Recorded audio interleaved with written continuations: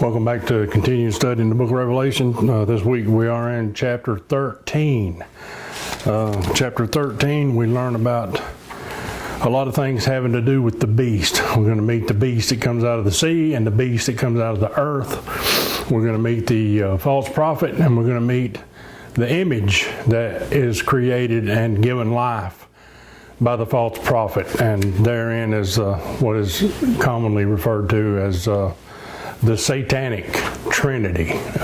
You got the beast, the false prophet, and the image, or the dragon and the beast and the false prophet. The dragon, of course, is Satan. Satan powers all of them. All of them get there. The beast gets his power from Satan. The false prophet gets his power in front of the beast from the dragon, which is Satan. And the image, of course, is brought to life by the power that is bestowed upon the false prophet through the beast, which comes from Satan. Don't let that confuse you. It's really not that confusing. There's a lot of scriptures in here. We're going to deal with a lot of scriptures and go through. We didn't get very far. I think we got through verse 2 last night at church. Maybe go a little further today. Had quite a lot of conversation last night, and we didn't get very far. So we're going to start here in Revelation 13. Revelation 13 through Revelation 17 and 18. We're going to be dealing a lot. We're going to hear a lot about the beast. We're going to hear a lot of talk about the different beasts, and the beast is going to be described. We're going to hear a lot about horns, and we're going to hear a lot about kingdoms. We're going to hear a lot about heads. We're going to hear a lot about crowns. We're going to hear different numbers applied to these crowns: 7 heads, 10 heads, 10 kingdoms, 7 mountains, 10. All these things are going to be applied to. And we're going to, just like listening to music, the way you get to know. I mean, I've got there's songs in my head that I can turn on radio. I can name that tune in 2 notes, whatever, however you want to explain that. And the reason for that is because I have listened to that song over and over and over and over again. Repetition, repetition, repetition. So as we go through these next 4 or 5 chapters, we're going to be going back and forth a lot between Daniel 2, Daniel 7, Daniel 9, back to Revelation, back and forth within Revelation, the descriptions of talking about the beasts and the things.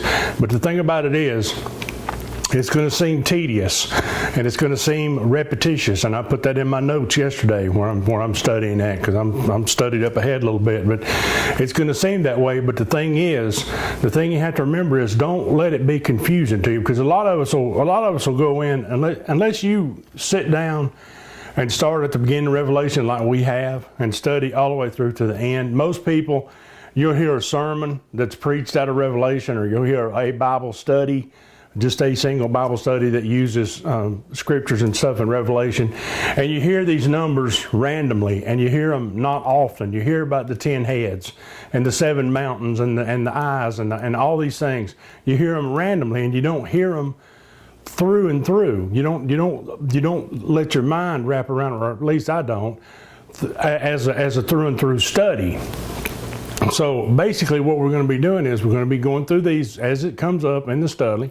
We're going to be jumping back and forth, and we're going to be talking an awful lot about these things, these heads and these numbers, all these the 10s, the 7s, and all these numbers. But remember, it's easy to remember now, but just start now applying it to your mind. Just start thinking as we start into this right now. All of these things are talking about the exact same thing. We have different men living in different eras describing the exact same thing, the beast, in different ways. We have Daniel, we have Nebuchadnezzar, first of all, describing the coming world empires using the image of a man. Right here, I don't know if you can see this or not. Nebuchadnezzar had a dream. Remember in chapter 2 of Daniel, he had a dream, and he dreamed about this image. And Daniel told him what the dream was, and then he interpreted the dream for him. And he told him, here's what you saw. You saw this image. You saw an image of a man, and the head was of gold, and the shoulders and arms were of silver, and the thigh, the midsection was of brass, and the legs were of iron, and the feet were of iron mixed with clay, and on the end of those feet were 10 toes. 10 toes, okay? Later on, Daniel has a dream, has a vision. And in his vision, he sees a lion with wings. He sees a bear with 3 bones in its mouth. He sees the leopard. And he sees this animal at the end that he can't put a name on it. It's so vicious and mean and cruel that he's never seen an animal like it, so he can't even put a name to it. We'll get to all this thoroughly later on. But understand that Nebuchadnezzar's image of the man and Daniel's vision of the 4 beasts are describing the exact same thing. There are 2 different versions of the exact same thing. The head of gold, the lion with wings, the midsection of silver, the bear, the brass, the leopard. All of it describes coming world empires, coming world rulers. All of them describe the same thing. When we read about the 10 toes on the end of Nebuchadnezzar's, the image that Nebuchadnezzar has a dream of, and then we turn over in Revelation and we read about this beast that's got 10 heads, it's the exact same thing. All the 10s are talking about the same things. All the 7s are talking about the same thing. So there's a point of confusion involved, and also a huge problem with different commentators, different interpretations, different things about what these visions are talking about. There's a huge, vast difference of opinions because you don't relate everything to the exact same thing. The 10 toes on the image represent the coming world 10 rulers, the same as the 10 heads that are on the beast. And another thing that I'm learning by doing this study, one of the biggest things I'm learning through the studies of the beast and the ends is I'm finally seeing this properly the way it should be. The beast and the heads and the crowns and the harlot are not all one thing. They're not all, because a lot of teachers try to amalgamate all those things into one generic vision of what's coming. But the beast, when we get there, the beast is separate from the woman. The woman is the harlot. The harlot is separate from the beast, but they are dependent upon each other because the harlot rides the beast. The beast shows up here with heads. He has 10 heads. Well, see, you can't incorporate the beast and the 10 heads into one generic person or one generic ideology or one generic thing. The beast is separate from the heads. The heads are attached to the beast and they're dependent upon each other. The beast can't exist without the 10 rulers, and the 10 heads can't exist without the beast, but they're not the same thing. They're not one vision. The 10 heads are completely separate from the beast, and they are dependent upon each other. So we bear that in mind, and we run through these, and when all these numbers start popping up, because believe me, we're going to read a ton of scripture, and a lot of it's going to be the same thing.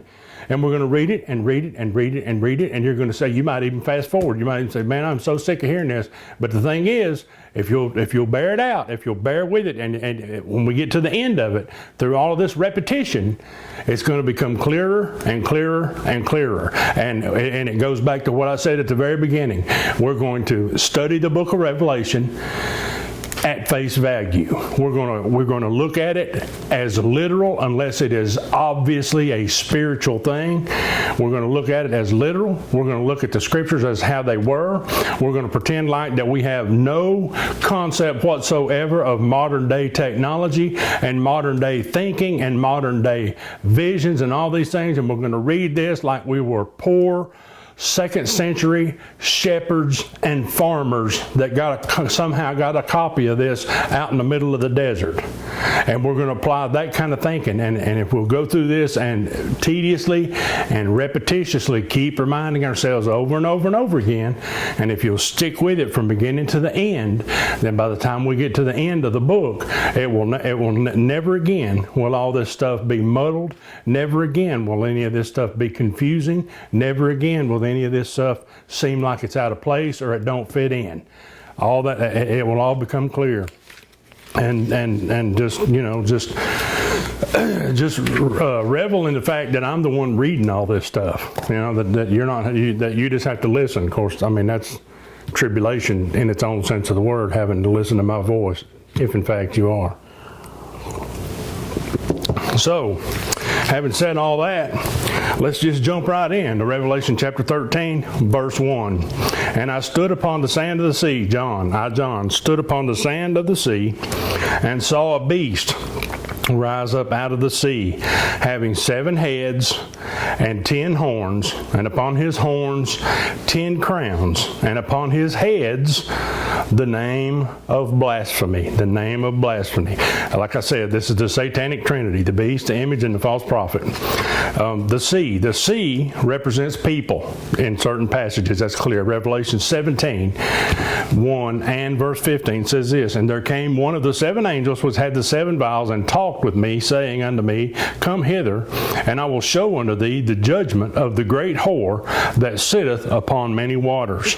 And he saith unto me, The waters which thou sawest, where the whore sitteth, are peoples and multitudes and nations and tongues. Also in Daniel chapter 7, verse 2 and 3 and verse 17, Daniel spake and said, I saw in my vision by night, and behold, the 4 winds of the heaven strove above the great sea, and 4 great beasts came up from the sea, diverse one from another. These great beasts, which are 4 kings, which shall arise out of the earth. So we have this description of this beast coming up out of the sea, and a lot of commentators will comment that it has to be the Mediterranean Sea because that's where Israel is, and blah, blah, blah, and on and on.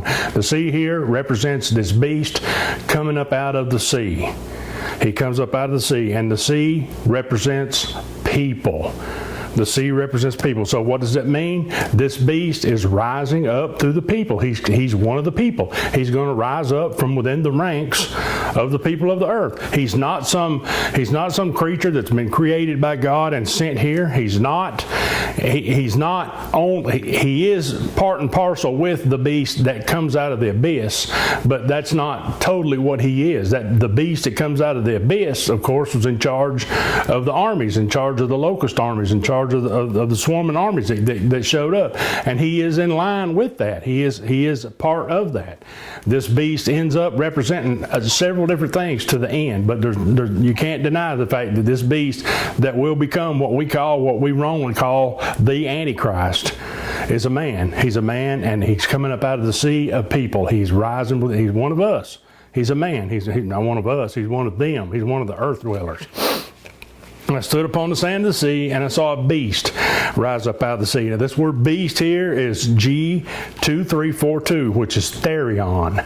Therion. And it's translated as beast 42 times, as wild beast 3 times, and venomous beast 1 time. This is completely different from the translation of the word beast that's in Revelation 4:7. Remember in 4:7, I pointed out back then, the 4 beasts that stand around the throne, the closest thing to the proximity of God on the throne, of everything else that's in heaven. These 4 beasts that are called in Revelation 4. That word there is Zoe. It's a completely different word in the Greek, Zoe, which means a living creature. This beast here is a beast in the sense of the word that we use, the word beast. Now, let's go over a few things about this beast right off the bat. We're going to cover lots of things about him in the weeks to come, but let's just start out with these few. Number 1, he will be a man. He is a man. He is a human. He is a man. Revelation 13:18 says, Here is wisdom.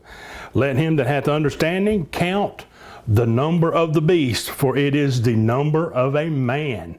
666. Everybody on earth knows about 666, supposedly, and they know that the 6, and if you don't know, in case you didn't by now, the number 6 represents man. So his number is 666. So he is a man. Number 2, he will become ruler of the 10 kingdoms, which are the 10 toes in Nebuchadnezzar's dream and the 10 horns in Daniel's vision. He will become ruler of these 10 kingdoms that are yet to be formed inside what we refer to as the revised Roman Empire. We'll get to that later on too. Revelation 17, verse 12 and 13 says, And the 10 horns which thou sawest are 10 kings which have received no kingdom as yet, but receive power as kings 1 hour with the beast. Now that 1 hour is a short while. What that 1 hour ends up being is 3.5 years. But it's described there, the use of the word 1 hour is used to describe a short time. These have one mind and shall give their power and strength unto the beast. Daniel 7:23 and 24 says, Thus he said, the fourth beast shall be the fourth kingdom upon the earth, which shall be diverse from all kingdoms, and shall devour the whole earth, and shall tread it down, and break it in pieces. And the 10 horns out of this kingdom are 10 kings that shall arise, and another shall arise after them, and he shall be diverse from the first, and he shall subdue 3 kings. We'll get more into that later on, but that's talking about this beast. He's a man. This beast is a man, but he's also these other things as well. Number 3, he will be a blasphemer. His mouth will be one of his most notable traits. And when we go through and read these scriptures, listen to the words that are being used here. But remember, think about when we hear about what this man is saying and the things that he says, it's not that he's beastly and converts everybody through fear. He does after a certain point in time. But up until a certain point, what these scriptures are describing, we're fixing to read, are talking about his oratory skills. They're talking about his ability to persuade masses of humanity with words. He's going to be able to give speeches, and listening to him speak is going to be like, it's just going to be like smooth butter. He's going to be the smoothest, best. I mean, the word silver-tongued devil, that phrase literally describes this man. That's in its original form. Silver-tongued devil is exactly where it came from. He's going to be able to speak great swelling words. He's going to be able to sway he's going to have everybody on the face of the earth under his control. And remember, he's powered by Satan. Remember what Satan was able to do? Satan was able, through the power of his persuasiveness, he was able to entice a third of the angels in heaven to follow him to the crookedness and the wickedness and the unsaved place of the face of the earth.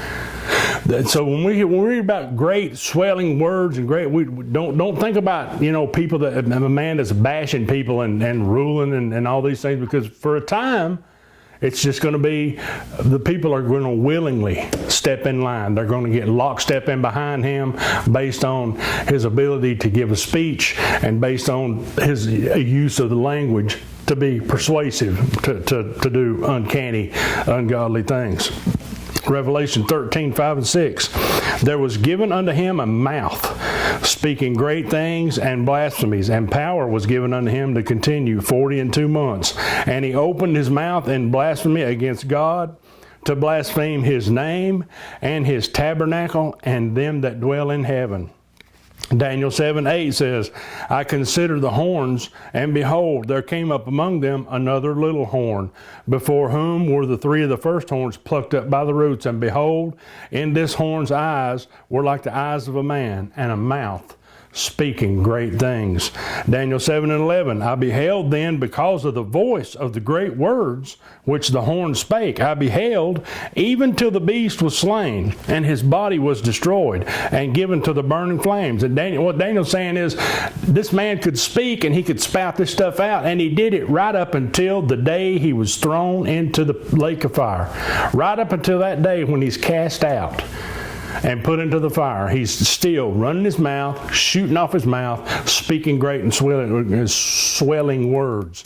Daniel 7:25, and he shall speak great words against the Most High, and shall wear out the saints of the Most High, and think to change times and laws, and they shall be given into his hand until times, and the dividing of a time, 3.5 years. Again, that 1 hour, that short space, 3.5 years. Daniel 11:36 says, and the king shall do according to his will, and he shall exalt himself, speaking of the man of sin, and magnify himself above every god, and shall speak marvelous things against the God of gods, and shall prosper till the indignation be accomplished. For that is determined shall be done. When is the indignation be accomplished? When God is ready for it to be. He will do these things right up until the day God is through using him to put forth his will upon the earth. And that's exactly what Daniel's describing. But up until that time, he's still going to be talking. I mean, what is he doing right now? He's standing in front of the throne right now, accusing us of our past sins, accusing us of the things that we're doing. He's standing there. He's using his mouth and his blasphemous ways and his great swelling words and his marvelous words to stand before the throne of Almighty God and accuse us day and night. 2 Thessalonians 2:4 says this, who opposed and exalted himself above all that is called God or that is worshipped, so that he as God sitteth in the temple of God, showing himself that he is God. He will persuade the earth dwellers, the people that are left behind, the people that are going through the time, the 70th week of Daniel. He will persuade them to follow him and to worship him as God. Great swelling word mouth. That's one of his. That's one of his. That's one of the things that marks him above any other thing in the Bible that describe him. There's more time and more sentences and more description given to the fact that he has a mouth and he uses it very well. That's his number one asset, his number one trait. Number 4, he will receive his power, his throne, and his great authority from Satan. Revelation 13:2, and the beast which I saw was like unto a leopard, and his feet were as of the feet of a bear, and his mouth as the mouth of a lion. And the dragon gave him his power, his seat, and his great authority. 2 Thessalonians 2:8-10 says, and then shall that wicked be revealed, whom the Lord shall consume with the spirit of his mouth. So see, he's not got an completely overruling mouth, because through the spirit of God, the God's mouth, his word, he will be destroyed. He will be consumed with the spirit of his mouth, and shall destroy with the brightness of his coming. Even him whose coming is after the working of Satan, listen to this, with all power and signs and lying wonders, and with all deceivableness and unrighteousness in them that perish, because they received not the love of the truth, that they might be saved. What did they receive instead? They received the lie and the deception and the unrighteousness of what the man of sin was spewing out and convincing them to understand and to follow. Daniel 8:23-24. And in the latter time of their kingdom, when the transgressors are come to the full, a king of fierce countenance and understanding dark sentences shall stand up, and his power shall be mighty, but not by his own power. And he shall destroy wonderfully, and shall prosper and practice, and shall destroy the mighty and the holy people. This is speaking of the man of sin. He will come. He is of fierce countenance, and he understands dark sentences. What does that mean? Satan, don't forget, Satan has always been there. He's always been around. Satan possesses eternal knowledge. He possesses eternal knowledge. He has always been there. He was created from the beginning. He was an archangel. The angels were there, according to Job, when God laid the foundation of the world. The Psalm says that the sons of God sang at the creation, at the bringing forth of the things into creation. He has eternal knowledge. He understands dark sentences, and he puts them to use with his mouth. He shall stand up, and his power shall be mighty, but not by his own power.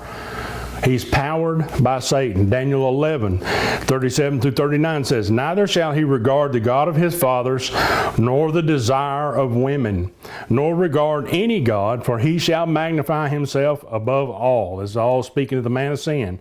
But in his estate shall he honor the God of forces. Who is the God of forces? Who is the prince of the power of the air?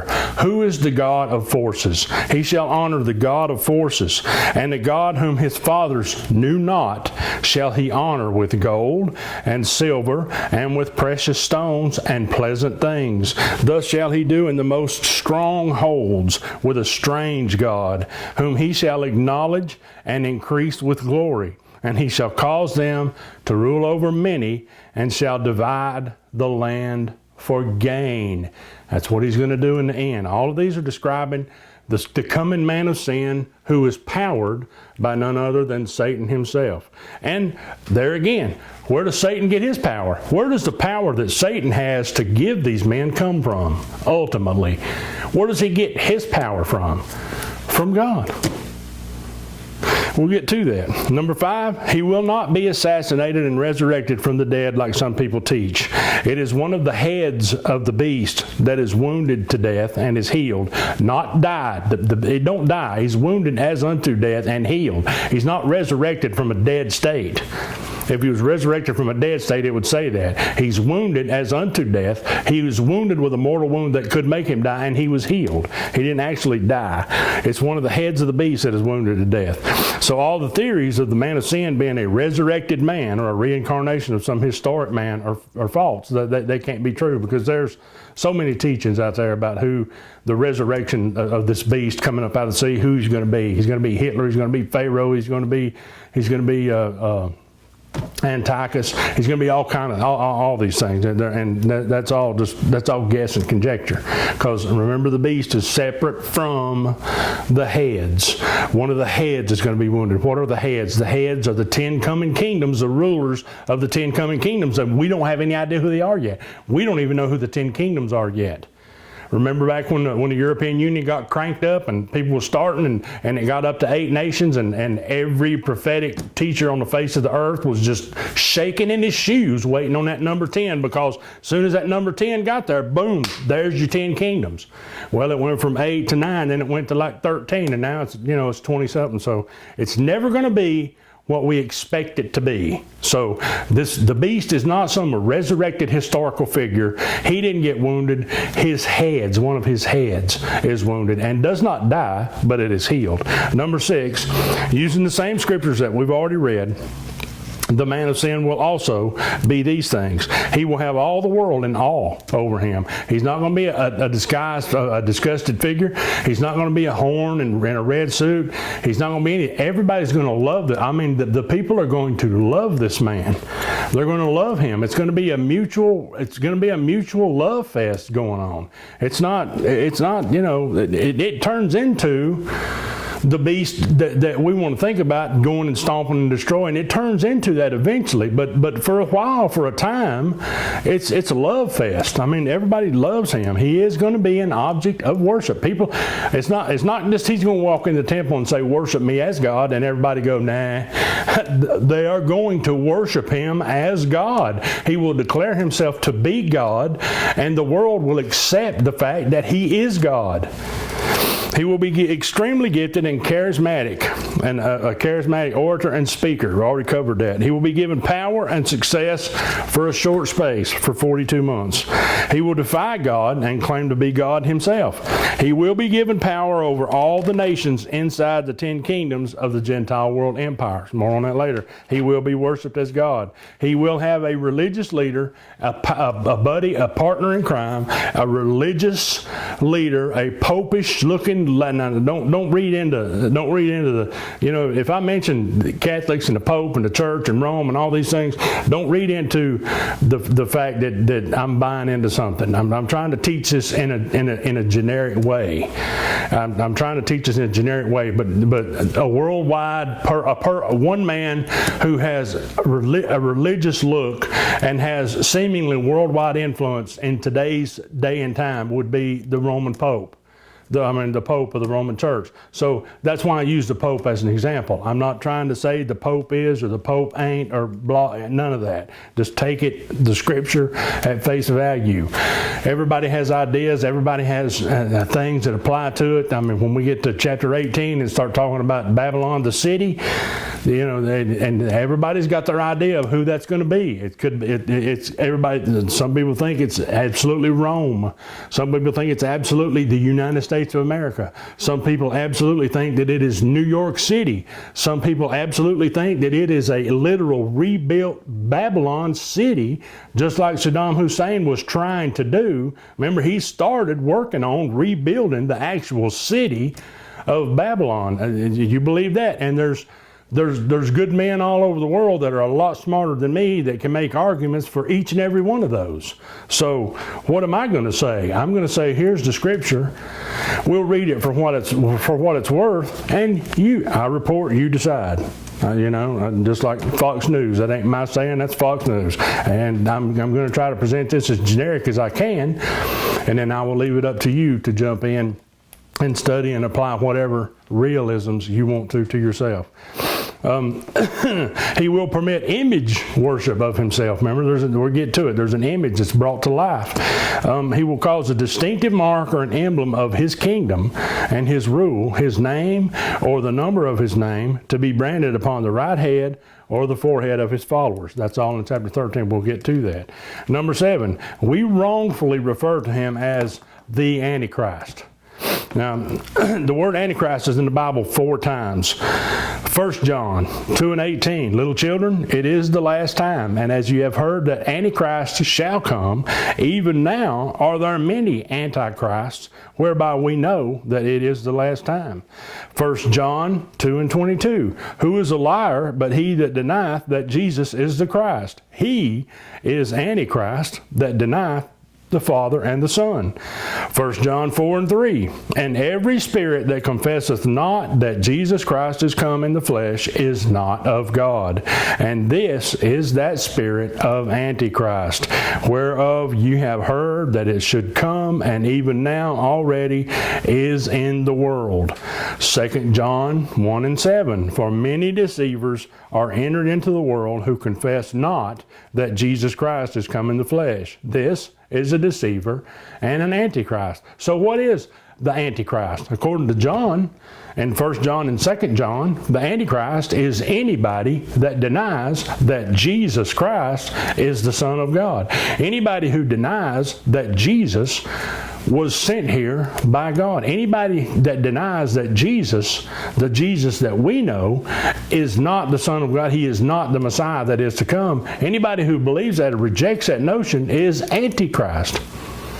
So who was John primarily talking to here? He was primarily talking to the Jews. I brought this up before, and it's something that we don't like to think about. It's very easy. It's very easy to look at the Muslim world and say, the Muslims, that's an Antichrist spirit. But it's not so easy, and it's one that we had rather not do, to look at the Jews and say the Jews are possessed by an Antichrist spirit because they reject Jesus as the Messiah. Therefore, John, according to John, who was one of them, says that they are that spirit of Antichrist. Now, it's very interesting that all 4 times the word Antichrist is in the Bible, it was penned by John the Revelator. But John, not one single time, used the word Antichrist in the book of Revelation. Not one time. Now, is it wrong to call him Antichrist? No, that's just a common phrase that the world has taken into itself. The Antichrist. That's why I try, and I say it, I use it. I use it myself when I say it, but since I'm doing this study, there's a couple of things that I've tried to force myself to do. I've tried to force myself to always refer to the tribulation period as Daniel's 70th week. That don't always work out, but it's more fitting. It's more proper to use that term, Daniel's 70th week. And also, I have tried to force myself to, anytime I'm making a reference to that man that's coming or that's here waiting to rise to power, I try to use the phrase man of sin or the son of perdition and not the Antichrist. It's not wrong to call him the Antichrist. It's just we need to be aware of the fact that that's not what the Bible calls him. That's not a label. The Bible calls him a lot of things. We're going to read some of those here in just a second. So throughout the Bible, he, the man of sin, is referred to and described by many different names. In Amos 3:11, therefore thus saith the Lord God, an adversary there shall be even round about the land, and he shall bring down thy strength from thee, and thy places shall be spoiled. So there he's referred to as an adversary. And Micah chapter 5 verse 3 through 5 says, therefore will he give them up until the time that she which travaileth hath brought forth. Remember the whole study about the woman in the sky who was pregnant and she gave birth, and who she gave birth to? The Messiah, Christ Jesus, that represented Israel. Listen to what Micah's saying here. Therefore will he give them up until the time that she which travaileth hath brought forth. Then the remnant of his brethren shall return unto the children of Israel, and he shall stand and feed in the strength of the Lord. Who are we talking about here? The Messiah, the coming Messiah. In the majesty of his name of the Lord his God. And they shall abide for now. They shall abide, for now shall he be great unto the ends of the earth. And this man, who is this man? Christ Jesus. This man shall be the peace when the Assyrian shall come. So here in Micah, the Antichrist, the man of sin, the son of perdition, is referred to as the Assyrian. That should throw a loop in anybody's end time prophetic research and understanding. He, Jesus, shall be the peace when the Assyrian shall come into our land, and when he shall tread in our palaces, then shall we raise against him 7 shepherds. There's that 7 again. We're going to raise against him 7 shepherds, 7 men, 7 kings, 7 arbiters, and 8 principal men. Isaiah 27:1 says, in that day the Lord with his sore and great and strong sword shall punish Leviathan, the piercing serpent, even Leviathan, the crooked serpent, and he shall slay the dragon that is in the sea. So here he's referred to in Isaiah as a piercing serpent and a crooked serpent. Jeremiah 4:7, the lion has come up from his thicket, and the destroyer of the Gentiles is on his way. He is gone forth from his place to make thy land desolate, and thy cities shall be laid waste without an inhabitant.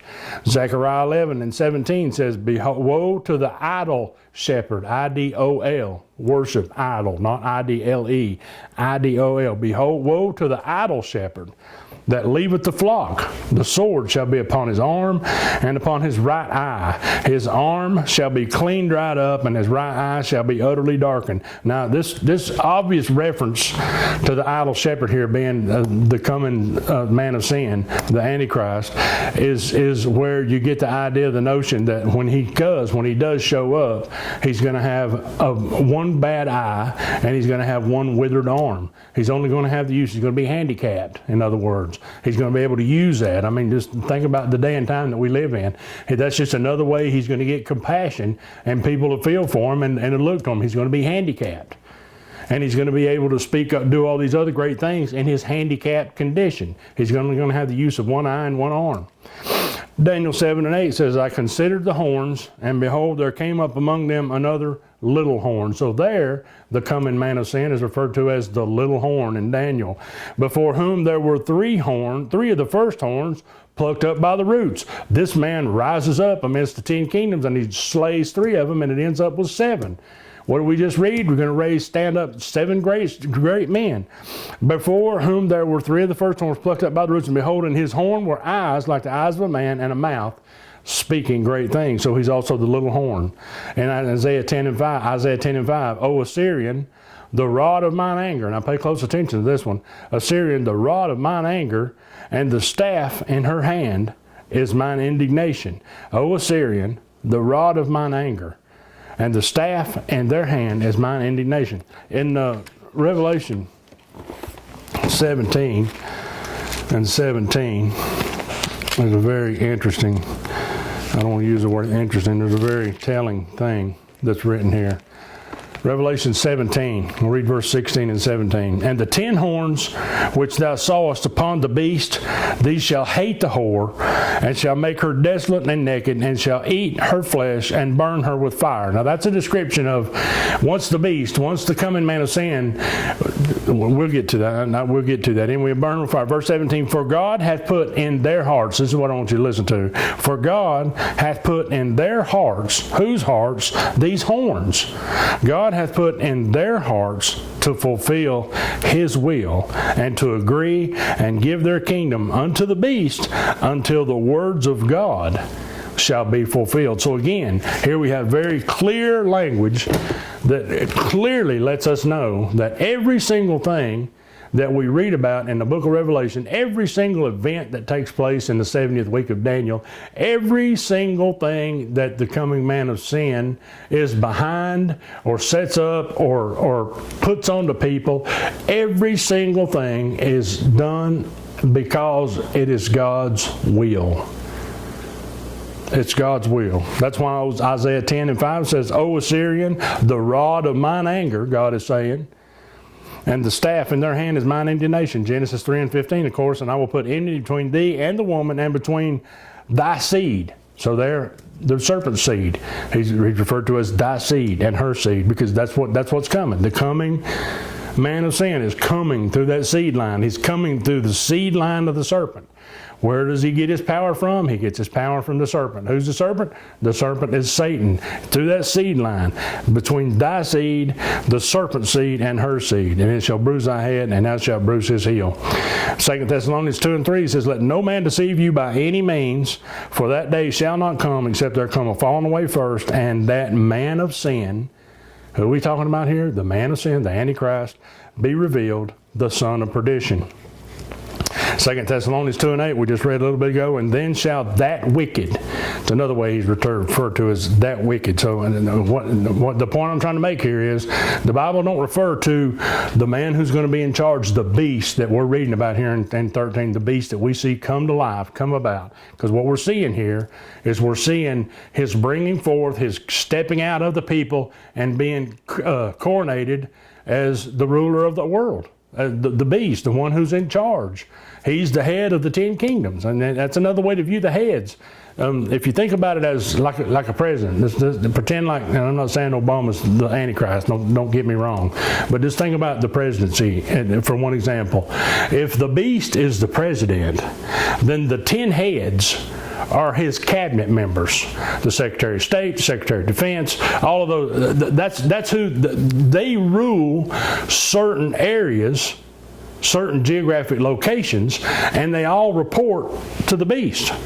He is the boss. He's in charge. They are in charge of their respective areas and what they do, but they all answer to and work for and support, and the Bible describes it as they give their power to the beast. So that's one way to look at it, and you can separate it that way. We're talking about one system. See, when you look at a picture of the president in the meeting room and his cabinet members all sitting around him, you see that as one. That's a picture of the cabinet of the president. It's all one thing. But the president represents something very completely different and distinct from each one of those cabinet members, but all together they are one body of representation. So there we have the beast, and you have the 10 heads that are attached to the beast. They're part of the beast.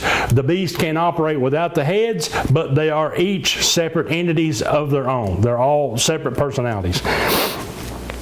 I hope that's not too. I hope that's not too confusing to anybody, and that I've made sense. So he's going to possess all of these things that we just got through reading. He's going to be. I mean, he's going to be the greatest human being that we've ever seen show up in our lifetime. Think about Hitler. You go on YouTube, if you never have, go on YouTube and watch Hitler giving a speech, standing in front of 100 or 200 or 300,000 people. He'll stand up there and he'll speak words, and he'll use body language. Hitler used to stand in a mirror. He would stand in a mirror, and he read something. I don't know if it's in a book. I read this one time. But he read something that talked about body language one time, or somebody told him something about body language, and they explained to him how body language and rhetoric and speech making processes could convey a message clearer or to sway a crowd easier. And Hitler would literally stand in front. Once he learned that, he would stand in front of a mirror and practice his speeches. He would practice his body. And when you watch on YouTube, when you see Hitler standing up on that platform, and he's standing there giving his speech, and he's moving his arms and all these things, those are practiced. They're choreographed and practiced moves and body language that Hitler used as persuasiveness, as ability to sway the crowds and sway the masses. And if you listen to or look at the reaction of those 100 or 200 or 300,000 people that he's standing up there speaking to, you get a very good idea of the persuasiveness of this one man and how he's going to have influence over masses of people. Hitler was giving a speech in front of a crowd, and they was probably using a hand crank thing to film it. This man is going to have the internet. He's going to have social media. He's going to be the king of Facebook. He's going to be the king of Twitter. He's going to be the king of Snapchat. He's going to be the king of all of these things. He's going to have all these things at his disposal. He will have 24-hour a day, 7-day a week access to literally every single person on earth. And if you paid any attention whatsoever to the political cycle that we're going through right now, the one thing, if you followed anything at all that has to do with Donald Trump, the one thing that you have learned about Donald Trump is that he has spent no money. He spent no money. And why is he able to do what he does without spending money? Because for years, that was the status quo in American politics. You get a bunch of money together, you go out and you raise money, you get money, you attract it from donors, and then you go and put your stuff together. Look where Donald Trump is today, right now, February the 11th. The day I'm taping this, look where he is. I mean, it might change in a week. If you watch this video 5 years from now, it'll all be done and over with. But for right now, for the time being, for right now today, he has a firm grasp on the political heartbeat of America, and he's doing it without spending money. How is he doing that? He's doing it with Twitter.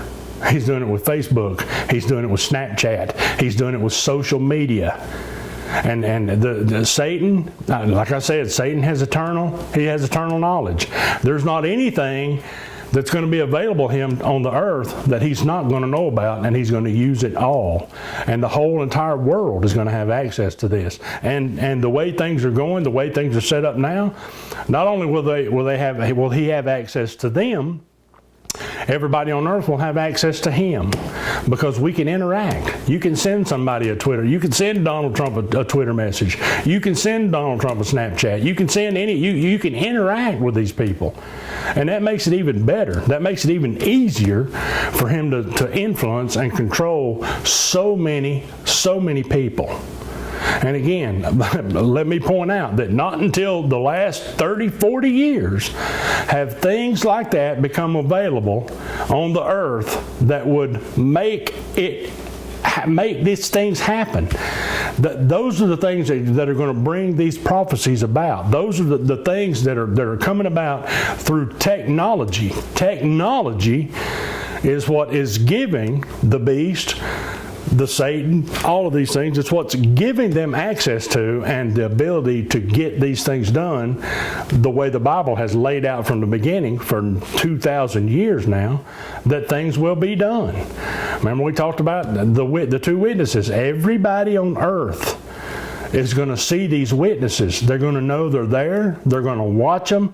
They're going to listen to them. And then again, they're all going to see them die. They're going to see this man that we're talking about, this beast, is the one that's going to rise up and finally kill those two men who have tormented the whole face of the earth for 3.5 years. And everybody on earth is going to see that. That would have never been possible without television, without the internet. The internet, more so than television, is bringing about the ability for the beast to suck in the whole world. 40 years ago, nobody seen the internet coming. I mean, most people didn't. 99.9% of the population didn't know anything about anything until just a few years ago. Nothing was known about the internet. I mean, I got a phone call on my. I got a phone the other day, and I was sitting here, and my phone rang, and I answered it, and it was a video phone call from the other side of the earth. That's incredible to me. I'm an old man. I'm not. You know, in my lifetime, and I think I've brought this up before. In my lifetime, if you went to the hospital in my hometown, first of all, you had to pay $1 a day for a telephone, and they brought it in and they plugged it in a thing in the wall, and you was hardwired to it, and they came and they shut it off at night. They had a central switchboard, and they shut it all off at 8 o'clock, and nobody could even call you on the phone. Now, I'm sitting in my living room, and I get a video phone call from the other side of the earth, and it's not costing me $800 a minute in long distance charges. That's just unbelievable to me. I'm old, I know, but that kind of thing just blows my mind, even though I've participated in it. It's still just, I don't understand how it works. I don't understand how it's possible, but it is. But that's the kind of thing that are giving this beast legs. That's the kind of thing that are making the things that he is going to accomplish in the end days, in the end times. Those are the kind of things that are making it possible, and it's happening faster and faster and faster and faster and faster. Yesterday's technology is today's trash. That's just the way it is. That's the world we live in, and they could not have imagined that back then. They could not have imagined it. So, without any more rattling and talking, let's get back to the study. And I stood upon the sand of the sea, verse 1, and I saw a beast rise up out of the sea, having 7 heads, 10 horns, and upon his horns 10 crowns, and upon his heads the name of blasphemy. Now, Revelation 17:19 says this. Revelation 17, starting in verse 9. And here is the mind which hath wisdom. The 7 heads are 7 mountains on which the woman sitteth. And there are 7 kings. 5 are fallen, 1 is, and the other is not yet come. Now when we get there, through all this repetition, these things are going to become clear. They're going to become plain. 1 is, the other is not yet come. And when he cometh, he must continue a short space, 3.5 years. And the beast that was and is not, even he, is the 8th and is of the 7. Again, all that's going to become clear. And goeth into perdition. Still talking about the same beast, just using different language to describe different things that we haven't gotten to yet. And the 10 horns which thou sawest are 10 kings which have received no kingdom as yet. So we don't know who they are. And they still have received no kingdom as yet. This was true when John wrote this down, and it's true 2,000 years later, right now today. There are 10 kings, and they have received no kingdom yet, but received power as kings 1 hour with the beast. Again, they're dependent on each other. These have one mind, and shall give their power and strength unto the beast. What does that mean? They're going to do his will. They're going to all think in the same accord. They're in one mind and one accord. They're all going to have the same common goals. They're all going to have the same common issue. Everything. They're going to have everything in common, and all of this is going to be owing to the beast. And they make themselves available to, and they've given their allegiance to the beast. They all have one mind, and they give their power and strength to the beast. These shall make war with the Lamb. Those are the ones that are going to be involved in the coming battle, the battle of Armageddon, the final conquest, whatever you want to call it. And the Lamb shall overcome them, of course. For he is Lord of lords and King of kings. And they that are with him are called and chosen and faithful. What does it say in Revelation 19? He's seen riding a white horse coming out of heaven, and he is followed by who? The armies, us, you and moi, the armies.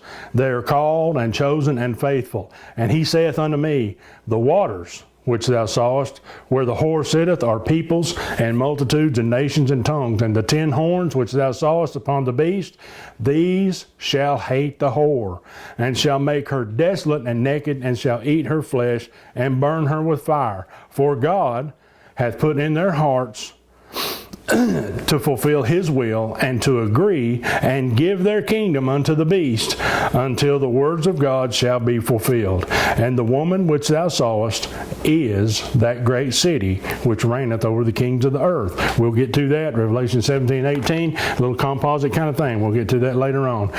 Babylon, mystery, the great Babylon. We see Babylon as a religious movement, a religion, ecclesiastical state, if you will, is what a lot of people use, and we'll see Babylon as a city or a nation, as an actual entity, an actual thing.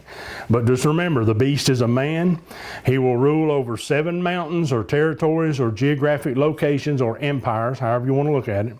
He will have control over 10 kings or 10 presidents or 10 prime ministers or 10 monarchies or 10 ambassadors, however you want to look at it. He will rule in blasphemy against God, as will the kings who serve under him, and they'll all will be marked with his blasphemy. What is his blasphemy? The mark that's upon their forehead, the mark that's upon their arm, their allegiance. The number one thing the mark of the beast is going to end up being is going to be a way to identify those who have given allegiance to the beast. That is the number one thing that mark is going to be. It is a satanic copy of the mark upon the forehead of the 144,000, which we've already learned about. We'll learn more about them in the next chapter, in chapter 14. But for the time being, they're marked in their foreheads with a visible mark. And this mark, this mark of the beast that we read about in the end of chapter 13, the number one primary function of that mark, it's going to be seen with the naked eye, and it's going to be able to identify those who have given allegiance to the beast. They have given their power and their strength to the beast. The blasphemies that are on their head. That's what all this is brought about. And upon his heads, the name of blasphemy. That's what that is, the blasphemy. I won't go into more now. Verse 2. And the beast which I saw, pay close attention to this, was like unto a leopard, and his feet were as the feet of a bear, and his mouth as the mouth of a lion. And the dragon, who's the dragon? Satan. The dragon gave him, singular, gave him his power and his seat and his great authority. He had the mouth of a lion. In Daniel chapter 2, Nebuchadnezzar had a dream, and Daniel was able to interpret the dream. He described the image of a man which represented current and coming world empires. Daniel chapter 2, verse 31. Thou, O king, sawest, and behold, a great image. This great image, whose brightness was excellent, stood before thee, and the form thereof was terrible. This image's head was of fine gold, his breast and his arms of silver, his belly and his thighs of brass, his legs, 2 legs, were iron, his feet part of iron and part of clay. Thou sawest till a stone was cut out without hands, which smote the image of his feet. The stone. Who is the rock? Who is the stone? Who is the rock? Who is the stone that the builders rejected that has now become the chief cornerstone? Who is the rock? Christ Jesus. Jesus is the rock. Jesus is the stone. Thou sawest till a stone was cut out without hands, which smote the image where? Upon his feet. Why did he smite the image upon his feet? Because, like I said, this image represents not only a passage of time, but it represents world domineering empires that give into and cave into and get overtaken by other uprising, younger, stronger world leaders that come on the scene. And the very bottom of that, the 2 legs of iron, as we'll learn later on, represent Rome. Why 2 legs? Because there was Eastern Rome and a Western Rome. The Rome ruled from 2 different sections, from 2 different places on earth. There was Rome, and there was what became Constantinople. Those are the 2 sections. At the ankle of this image, right down here at the ankle of this image, you transcend from the old Roman Empire at the ankle. You jump forward in time in this image a couple thousand, several thousand years, and this becomes, the feet become what we refer to as the revised Roman Empire. And it's not that the Roman Empire is going to, a lot of people teach that the Caesars are going to come back in control, that the power seat and the authority of the whole world is going to be reset up in Rome, and we're going to go back under the Caesar's rule, which will be the Antichrist, and on and on and on. And you can read all you want to.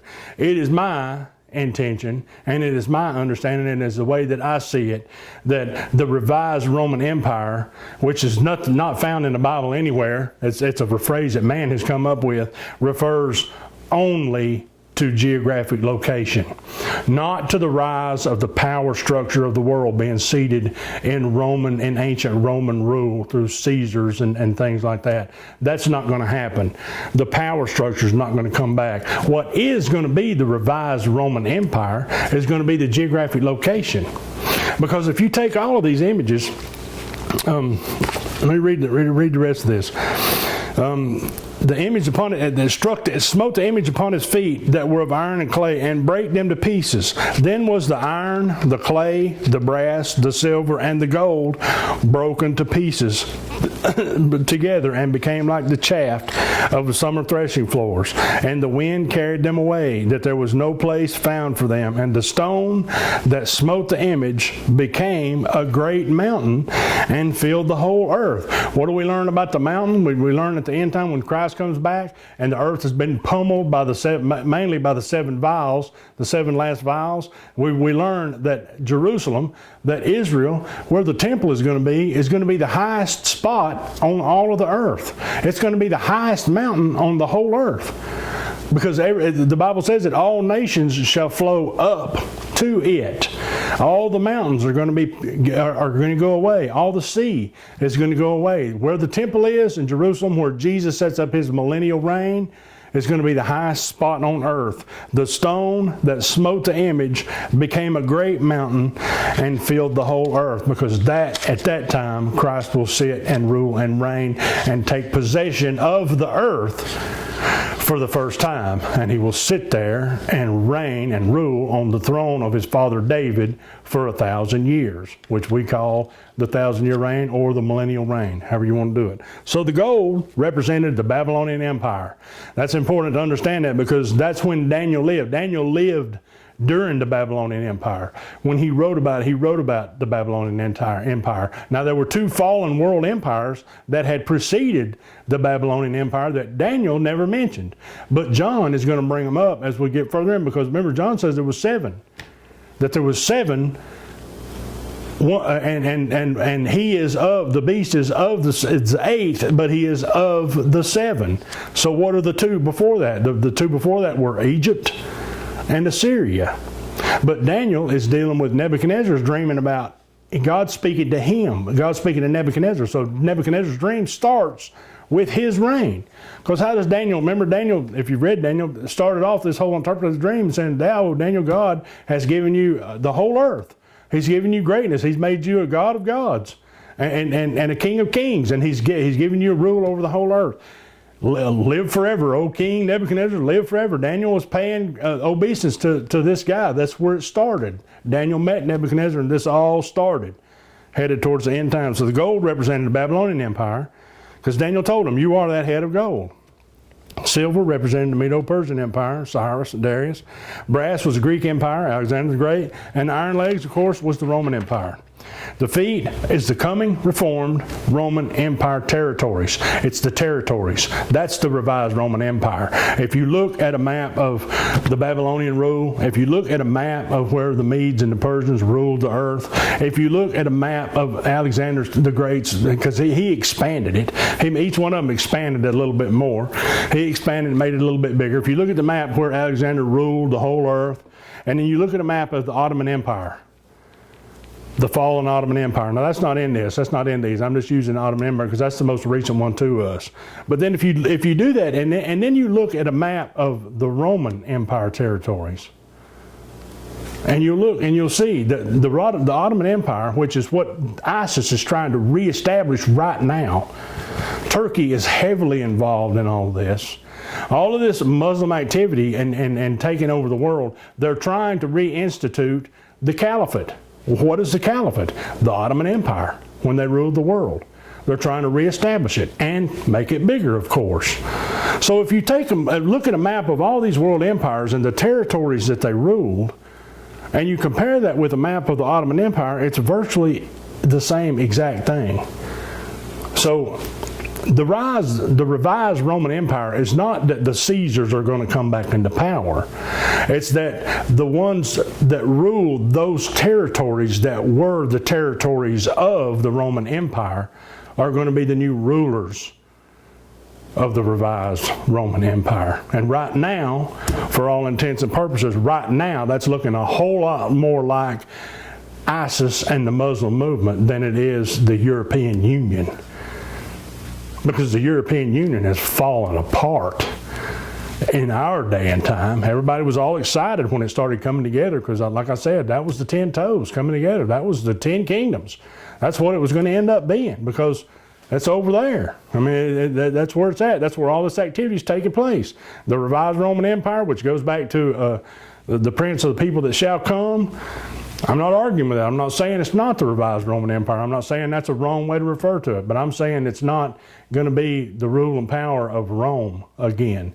It's going to be who shows up and commands power of the territories of the earth that were once known as the Roman Empire, the revised Roman Empire. I personally think it's going to be the Muslims, but I could be wrong. In Daniel chapter 7, Daniel has a vision involving animals that represented the same world empires as the image that are in Nebuchadnezzar's dream. Daniel 7, starting in verse 2, Daniel spake and said, I saw in my vision by night, and behold, the 4 winds of the heavens strove upon the great sea, and 4 great beasts came up from the sea, diverse one from the other. The first was like a lion and had eagle's wings. Again, we're going back to this. I beheld till the wings thereof were plucked, and it was lifted up from the earth and made stand upon the feet as a man, and a man's heart was given to it. And behold, another beast, a second like a bear, and it raised up itself on one side, and it had 3 ribs in the mouth of it, between the teeth of it. And they said thus unto it, Arise and devour much flesh. After this I beheld, and lo, another like a leopard, which had upon the back of it 4 wings of a fowl. The beast had also 4 heads, and dominion was given to it. After this I saw in the night visions, and beheld a 4th beast, dreadful and terrible, and strong exceedingly. Remember, this 4th beast, he didn't even have a way to describe it. He didn't have an animal that it was so horrible and terrible. He didn't have an animal that he knew of vicious enough to use to describe what this animal was. I saw in the night vision the 4th beast, dreadful and terrible and strong exceedingly, and had great iron teeth. It devoured, and it brake in pieces, and it stamped the residue with the feet of it. And it was diverse from all the beasts that were before it, and it had 10 horns. I considered the horns, and behold, there came up among them another little horn, before whom there were 3 of the first horns plucked up by the roots. And behold, in this horn were eyes like the eyes of a man, and a mouth speaking great things.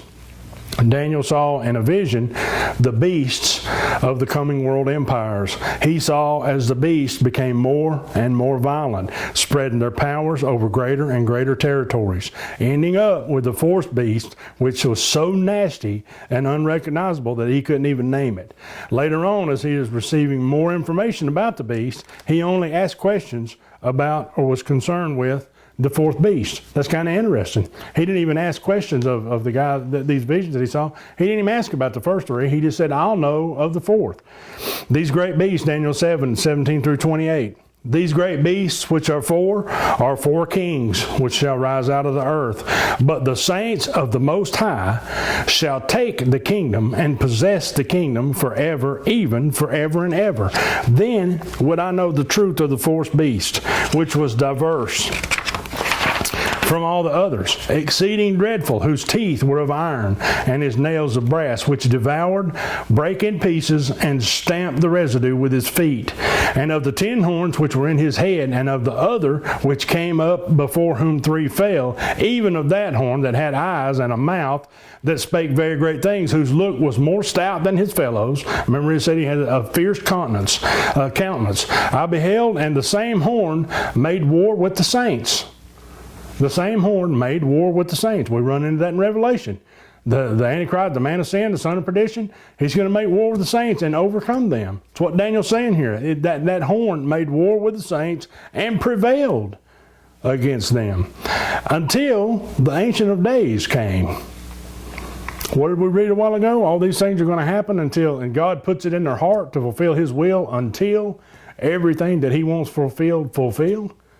Daniel's seeing the exact same thing. He's having the exact same understanding millennia ago, hundreds and hundreds of years ago, until the Ancient of Days came and judgment was given to the saints of the Most High.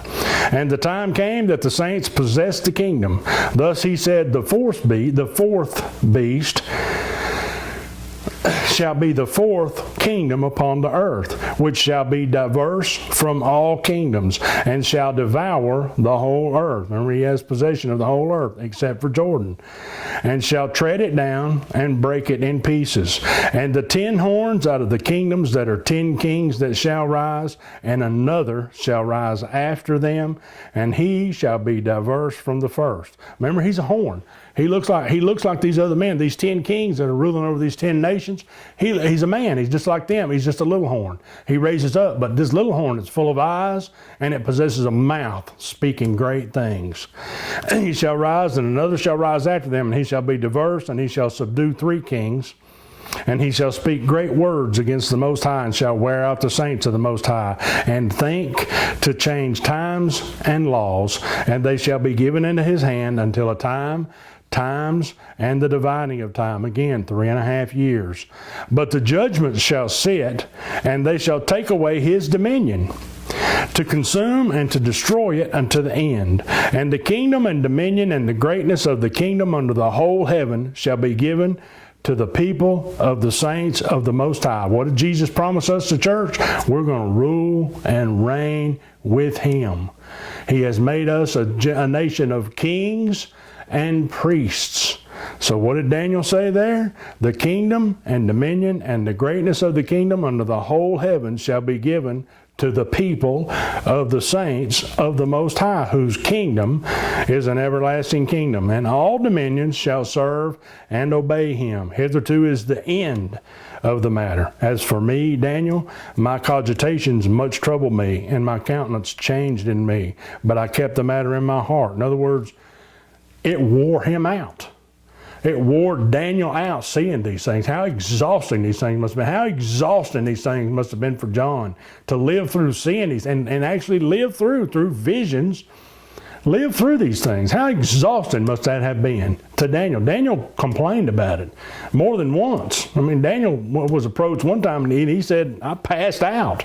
I didn't have no choice. He said, once I passed out, the angel had to pick me up and give me strength.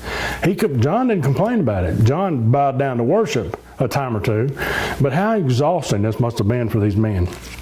Daniel's vision of the 4 beasts and the explanation of them carried with it the span of time from the day Daniel was living in the Babylonian Empire past our present time now and into the future, all the way until the end of days, all the way to the great throne judgment. That's what, and the throne and judgment was set. That's what he's referring to, the great throne judgment. After the millennial reign, after the 1,000 years is over with, at the end of the 1,000 years, that's what this prophecy is going all the way through. It goes all the way then. The 10 toes of Nebuchadnezzar's image, the 10 horns of Daniel's vision, the 10 crowns of John's vision in the book of Revelation all represent the same things. These beastly images of Daniel's vision are all amalgamated together into the image of the beast that comes rising up out of the sea of humanity in Revelation chapter 13. Some teach that the orders of the beasts are listed in Daniel are reversed when listed by John. Okay, now if you go through and read that, I don't put much. I added this in here because I hear this so often. I don't really put a lot of credence in this, but if you'll read carefully, the order Daniel listed the animals in Daniel, and the order John listed them as he saw in the beast are reversed from each other. And a lot of people try to teach that that's because Daniel was looking forward and John was looking back. I don't necessarily put a whole lot of stock in that, but I hear it so much that I decided to add it in here. Okay. And the beast which I saw was like unto a leopard, and his feet were as the feet of a bear, and his mouth as the mouth of a lion. And the dragon gave him his power, and his seat, and his great authority. So again, what we see here, what John is saying, I've said this all along, Daniel saw everything that John saw. That's why I give credence to the fact that when in Revelation 5, when Christ takes the scroll from God, the Father sitting on the throne, it's my opinion, I could be wrong, but it is my opinion that scroll, if we can see the handwriting on that scroll, it will be Daniel's handwriting. That scroll that God hands to Christ Jesus with the 7 seals, in my opinion, is the exact same scroll that Daniel was told to seal up until the time, because the time was not yet. That's what I truly believe. And in that, believing that, I believe that Daniel saw everything that John saw. Daniel didn't write down as much of it as John did, because like I said, John was the last living man that was handpicked by Christ Jesus to be an apostle. He was the last one alive. And we've discussed that before. There is no Bible 2.0. There is not a newer version. Everything that went into the canon of the Bible as we know it had to be completely written down before they all died. And John was the last one alive. So that's why we have a 1900-year span between John saying, here's what's going to happen in the end days, and we're just now getting into the end days. Because there was no way God was going to come back in the last days and we're going to carry a Bible that had every book in it except Revelation until something comes along and then all of a sudden, here, throw this in at the end. That's not the way God does things. This all had to be recorded. So John expounded on all these things. John saw everything that Daniel saw, but John wrote a whole lot more about it. He wrote more of it down. Remember in chapter 11, we find out there's parts that he couldn't write down. He heard the voices of the 7 thunders, and he heard what they said. And he was fixing to write them down, and the angel said, don't write them down. Seal it up. Don't say it. Don't. So he didn't write everything down that he saw, but he wrote down a whole lot more than Daniel did. So what we're seeing here in this beast, we're seeing an amalgamated version in one man of the 4 beasts that Daniel saw in his vision. It's related. So again, let me go back to what I originally started out saying. All of these things that we're reading about, all these beasts, these heads, these mountains, these numbers, all of them are different men living in different eras, describing the exact same things in different ways. And if we can get it in our heads to think about it like that, it won't be so confusing. We'll say, well, here's 10 heads, here's 10 horns, and back. It's all the same.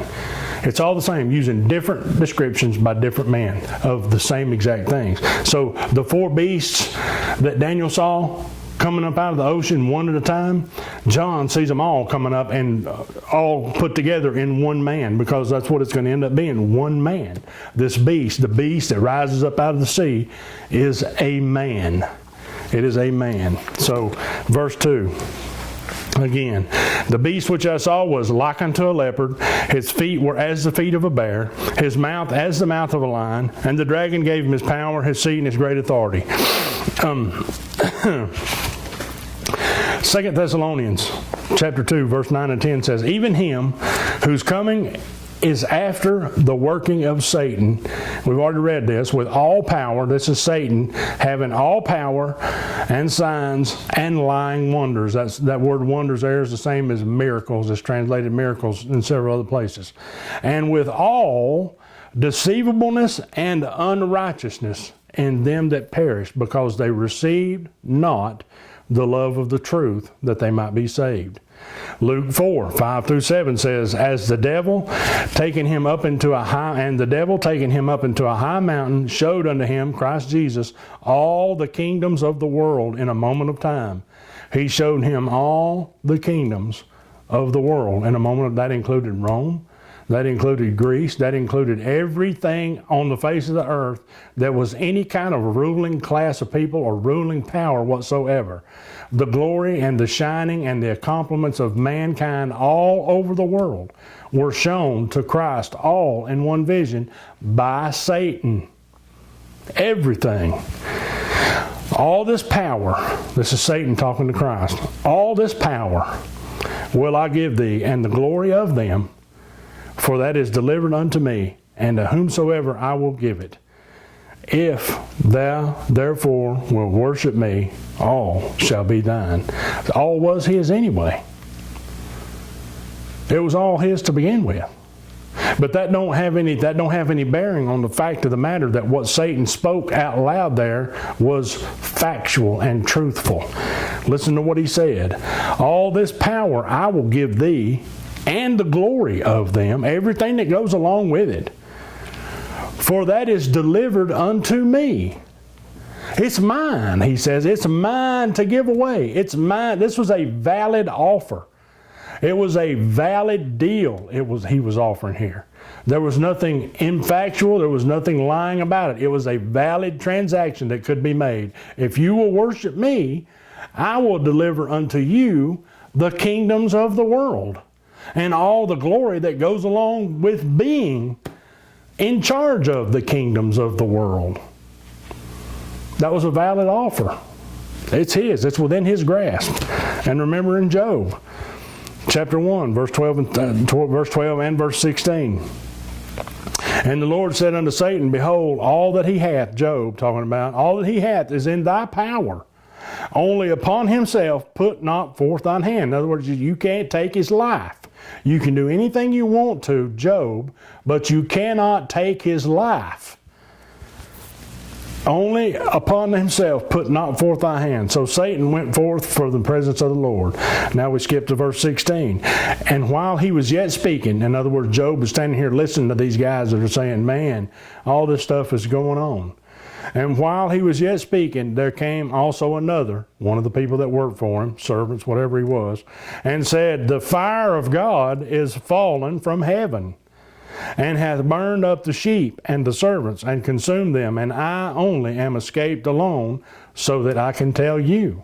That power that Satan possessed, that power that was given unto him by God, to go forth and call down fire from heaven to take away the things that Job had. Remember, wind destroyed one of the things. One of them was coming. The wind had created destruction. The fire had created destruction. All of these things, he had put it in the hearts of these men, these enemies outside to go and attack Job's things, his cattle, and get them. All these things, these powers were exercised by Satan, who was given it by God. God said, go and do whatever you want to. Whatever you want to do, but don't take his life. That same power is going to be revisited on Satan in the last day. Satan will have great authority in that day, but it will be subject to God's will and God's limitations as always. Remember, in Job's days, Satan called down fire out of heaven. As we go on to Revelation 13, we're going to find out that he calls down fire from heaven again. And he can do it only because God has given him that power, and it's within God's will. But now always remember Elijah and the 450 prophets of Baal. Remember, they went and they set up their altar, and they set up their wood, and they set up their bull, and they did all these things, and then all day long they cried. They cried out for the fire to come down from heaven. Don't you think for 1 second, if Satan possessed the power to call the fire down from heaven at that time, don't think that he would not have. Then used it to persuade the people. He would have used it, but it was not God's will for him to be able to call down fire for the prophets of Baal and Jezebel. It was God's will for Satan to call down fire in the days of Job, and it will be again in the days of Revelation 13. But always remember, Satan only has power over the things that God gives him power over. And the only time Satan exercises big things, big power, does big great works is only at the will of God. And it is not the will of God for Satan to use these things against us. Don't worry for 1 second about the power of Satan. He has no hold. He has no control. He has nothing over it. I go back again to that song that I used to hear that lady sing. For him to get to me, he has to walk through the blood. He has to cross the blood. And that can't happen. He don't have that kind of power over us because that's not the will of God. God will put the purpose of his will into the hearts of these evil men that are going to come on the earth. And Revelation 17:17 tells us, but it's only to get the will of God done. And it's only going to last until God is finished using these things through him. So don't worry, don't fret, don't fear. We have nothing to fear. We have nothing to fear. We're going to stop right there. That's two verses. And I hope that's where we stopped at church last night and we made it through. Matter of fact, I don't think we made it that far. But anyway, I'm going to stop there. I don't know how long it's been, but that's a reasonable amount of time for one video. We're getting into the nitty-gritty part of Revelation, Revelation 13, 14, 15 is a prediction, kind of setting up of the last 7 things, the last 7, the vial, the bowl judgments, and then on into 16, the actual bowl judgments, and then 17, 18, the destruction of Babylon. We're getting into the core, we're getting into the heart of the things that are coming on the earth during the last days of the Great Tribulation. Not trying to put time frames or where this is all coming together on any of this, because like I said before, I explained it, I think, thoroughly before. It's virtually impossible to do that, and not just because, and I'm not saying this because I understand, I'm very limited in intelligence, but like I said also, I've never seen a timeline put together the way that I wanted to put one together. So that tells me that great men in the world that are a lot smarter than me have never been able to do that. And I refuse to think that I'm the first person that ever had the idea to, hey, let's put all this together in one big long time frame, and we can say, here's where this happens, and here's Isaiah 17, and here's Isaiah 21, and here's Psalms. Great men have not been able to do that. So again, as always, I hope you're learning. I hope that God is blessing you. Remember, if you don't remember any other thing, remember that twice, actually 3 times, in the book of Revelation, we are promised a special blessing just for reading the book of Revelation, not the whole entire Bible. There's special blessings all through the Bible, but we are promised 3 times special blessings for reading the book of Revelation. That does not automatically translate to monetary and financial and fiduciary matters. It does not automatically mean that God's going to bless us all with stuff. God is not Bernie Sanders. He ain't promised us rainbows and things like that. So, but again, I hope you're being blessed, and I hope you're learning. As I'm learning a lot. I really am. I am learning a lot. I'm being blessed greatly through this study, and I'm humbled at the fact that I'm able to bring it and forth this way, and that people actually watch it, or they actually seem to.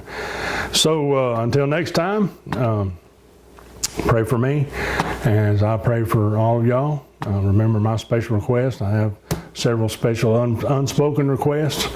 The prayer requests come in all the time. Prayer requests are not a bad thing. People let you know that they need prayer. We're supposed to support and uplift and help one another. We are supposed to pray for one another without ceasing. Paul says, pray without ceasing. And Paul, several times in his epistles, gave umbrage and gratitude to the fact that he remembers all these people in his prayers. He's humbled and he's grateful to God that God reminds him of these things and these people and these places. He met many, many people in his travels and his going around, and we went through the book of Acts. He met lots of people, and he was always happy. He was always jubilant at the fact that God has brought you into my remembrance, to remember you in prayer. And then a lot of times, as the epistles play out. Because of that remembrance, he sat down and wrote them a letter. And because of the remembrance of the prayer and what they had meant to him and what they needed and what they had said to him, who knows what triggered that memory?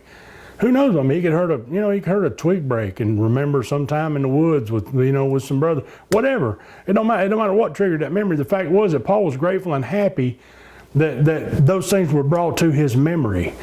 And again, the next step in that memory and praying for them was that he sat down and he wrote them a letter. And he told them so.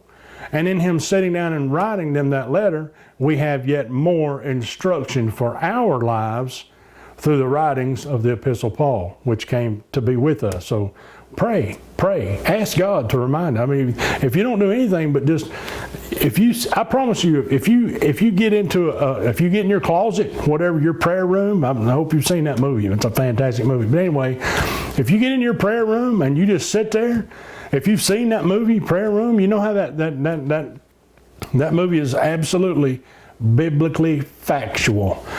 I don't know why I'm getting off on all this. The advice that elderly lady gave that woman about prayer and about how she should conduct herself and how she should pray for her family, for her husband, how that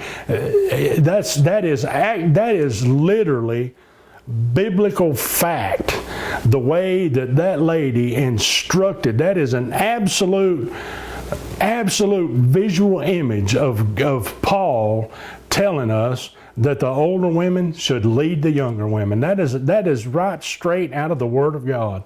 And the way that lady led her, the way she listened to her, the way she prayed for her, the advice that she offered her, how she told her to conduct herself, how she told her she should live her life, how she told her she should apply prayer to her life and her. Those are biblical, doctrinal ways for a Christian to interact with a lesser vessel, with a less knowledgeable vessel.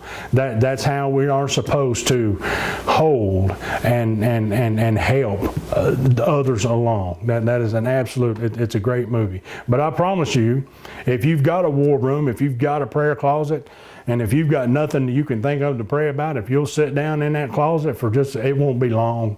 It won't be mere seconds. That God will flood your mind with things that need to be prayed. Now remember, prayer is spoken out loud. The power of life and death is in the tongue. The power, the speaking it out loud, it's important to pray out loud. It's important to put that into, that the power comes. You can sit and read the Bible all day. But if you'll stand up in the middle of the room, when you're by yourself, you don't have to do it in front of people. If you'll stand up in the middle of a room and you'll start reading Psalms out loud, try it. Try stand up and by yourself read Psalms 51 out loud. Just read it out loud. It's unbelievable the power that comes into play when you do that. The power within your own self. Remember, Romans promises us that if that Spirit that raised Christ from the dead dwells in you, He will bring to life, He will quicken your mortal flesh. If you'll stand up in a room and start reading Psalms 51 out loud, you'll be amazed at the power that goes along, that accompanies the out loud, the verbal presence of the Word of God coming to life in the air. Back in the old days, the churches used to regularly set up these things where you would they would stand and read the Bible from start to finish. It would take, people would volunteer to show up at the church, and it would be in the church or out in the yard. A lot of times it was outside. Do it in the summertime. They just stand out there, and the church decides to read the Word of God out loud, to put it in the atmosphere, to put it out there. You don't hear about that no more. You don't hear churches doing that anymore. Nobody cares anymore. It's just all about music and dancing and guitars and lights, and it's all a rock and roll show now. Not everything, but most of it is. But anyway, if you get in your closet empty-minded, and you'll set yourself aside, you will sanctify yourself to a time of prayer in a war room or whatever, and you just sit there and be calm, be still, and know that I am God, the Word says. I promise you, He will flood your mind with things that need to be spoken out loud. I promise you. So again, pray for me, and I'll pray for you. I hope you're being blessed. I hope you're learning. And as always, please share and please comment. And if you got a question, send me whatever. Get in touch with me. I enjoy the comments. And I appreciate all of you sharing them. If you have Facebook, if you have whatever you have, if you have a Twitter account, whatever you have, share it. And I appreciate it. And until next time, God bless you greatly.